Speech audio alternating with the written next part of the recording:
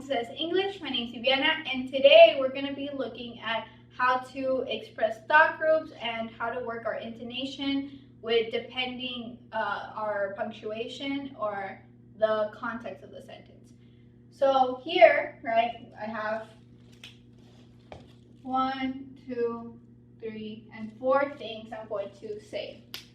Our very first one, right, I have an exclamation mark. And there's ways that we're going to read this, because if we read it with not the correct intonation, it does not sound how we're trying to perceive or what we have written down or what we're trying to get the listener to understand. So for example, I love spring rolls. No, right? I have an exclamation mark. So exclamation mark means something that has more energy, something that has more excitement. For example, if I'm scared, right? If something scares me, I'm not gonna go, right? I'm gonna go like, right? I'm gonna be scared. I'm gonna have a lot of energy. The same thing here. If I really love something, I'm going to have a lot of energy. So I'm going to say, I love spring rolls, right? With a lot of enthusiasm. So my intonation, it goes from, right? It goes from really high. It goes really high when I speak. So I love spring rolls. Think about that. Your voice gets higher or louder the more you use exclamation marks. So I love spring rolls. When I get scared, right, I go, ah. So my volume is a constant high. Then we have here a question mark. Question mark. Now, am I going to read this? I'm going to say, is the sky blue?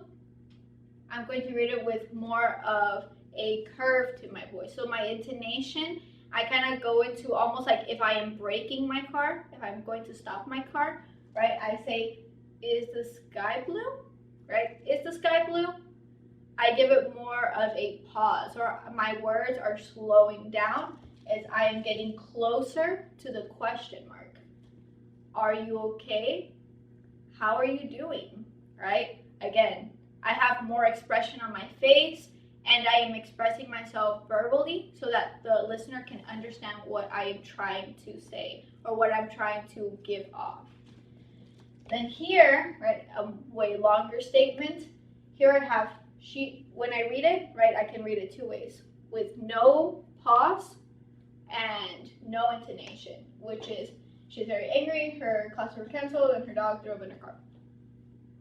That's very no pause. You probably didn't understand fully what I have said if I did not have this written down. Here, I am given a period. Right? So that means I need to pause. I need to stop.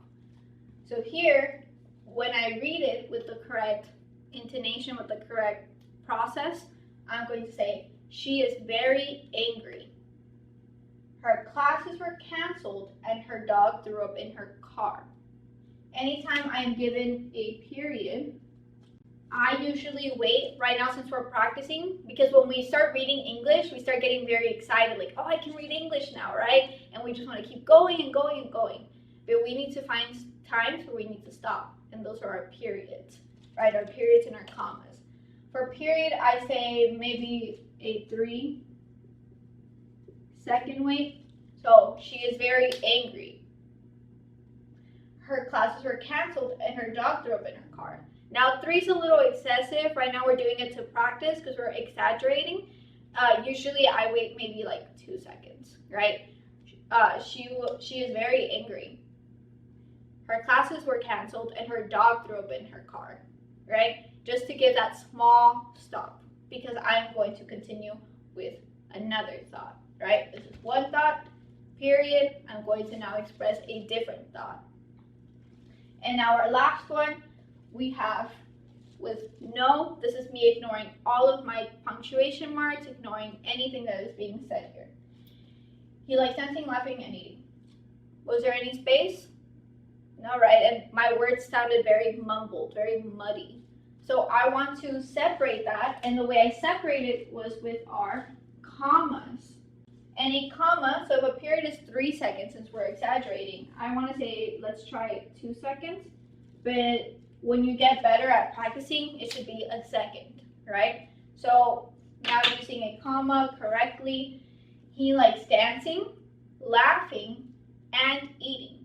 So when I do that, I'm telling you this is my first thought, this is my second thought, and my third thought. I'm giving space between each one so that you can fully understand what they are, what I am introducing to you. And that's practically it. Just when you're reading or when you're having your essays, actually, say it out loud. Record yourself. If you sound like you're just going on and on and on, include a question mark, include an exclamation mark, include a period or a comma. These are going to help you space your wording, and you're not always like, right? You want to give yourself time to breathe. Again, these are all things that are going to give you time to breathe as you give your next thought. And hopefully this was helpful for you.